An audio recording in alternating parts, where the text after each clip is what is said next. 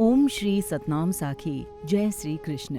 परम श्रद्धेय सद्गुरु स्वामी शांति प्रकाश जी महाराज के मुखार विंद से निसृत सत्संग प्रवचन सत्संग वर्खा भाग 17। प्रवचन 1। भगवत प्राप्ति के लिए व्याकुलता जगाएं, पार्ट 1। गुरु महाराज जी अपने प्रवचन में कहते हैं, प्रेमियों, हमारे परम पूज्य आचार्य सद्गुरु स्वामी टेऊराम जी महाराज कहते हैं, जिज्ञासु को अपने सद्गुरु के प्रति, भक्तों को भगवान के प्रति एवं संतान को अपने माता पिता के प्रति कितना प्रेम और आदर होना चाहिए, एक सत्संगी को सत्संग के प्रति कितनी लगन होनी चाहिए, यहाँ पर उसका अंदाज वो बता रहे हैं। एक बार कुछ प्रेमी एक महात्मा के पास आए। महात्मा ने उनसे पूछा, कहिए कैसे आए हैं?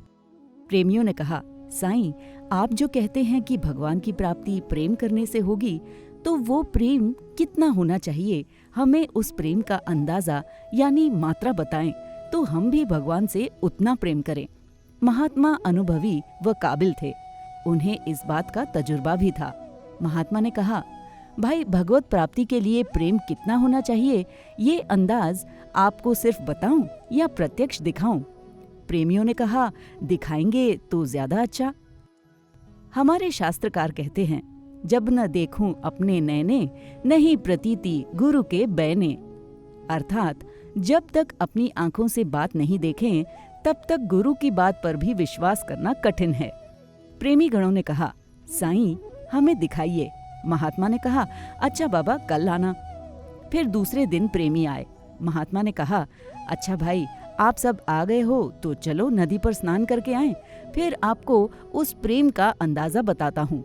महात्मा के कहने पर वे सारे प्रेमी नदी के किनारे पहुंचे तो महात्मा ने कहा, आज मुझे अपने बचपन की एक बात याद आ रही है कि हम बचपन में एक खेल खेलते थे, ढाई बुच्ची, यानी नदी के भीतर पानी में जाकर डुबकी लगाएं, फिर देखें कि कौन कितनी बड़ी व गहरी डुबकी लगाता है। प्रेमीगण सोचने लगे, हम आए हैं ईश्वर के मिलने के वास्ते और ये फिर पानी में डुबकियों का खेल बता रहे हैं। कहाँ तो ईश्वर का मिलन और कहाँ ये डुबकियों का खेल।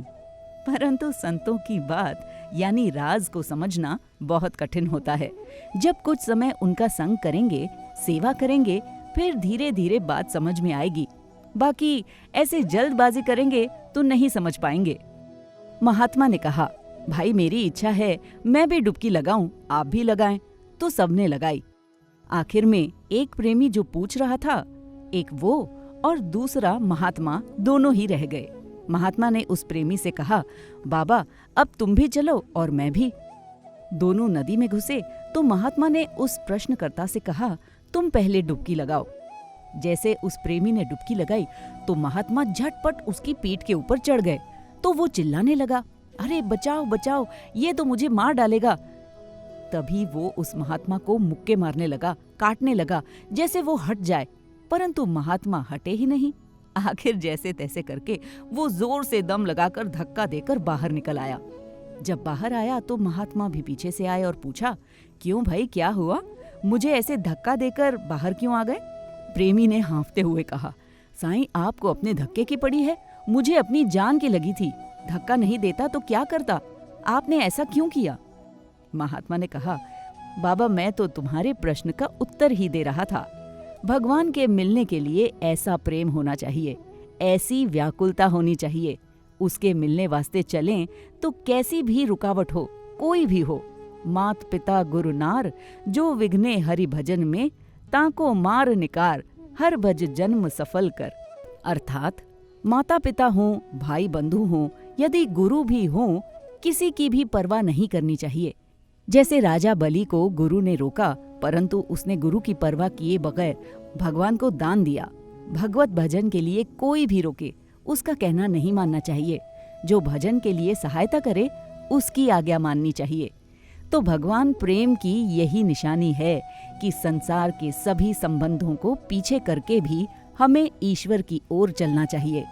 जैसे तुम्हें बाहर निकलने की उतावली हो रही थी, ऐसी उतावली, ऐसी व्याकुलता भगवान के मिलने के वास्ते हो। इसलिए भगवत प्राप्ति में संसार के सभी नातों को भुलाकर हर पल भगवान का नाम जप करें। बोलिए सतगुरुदेव भगवान की जय।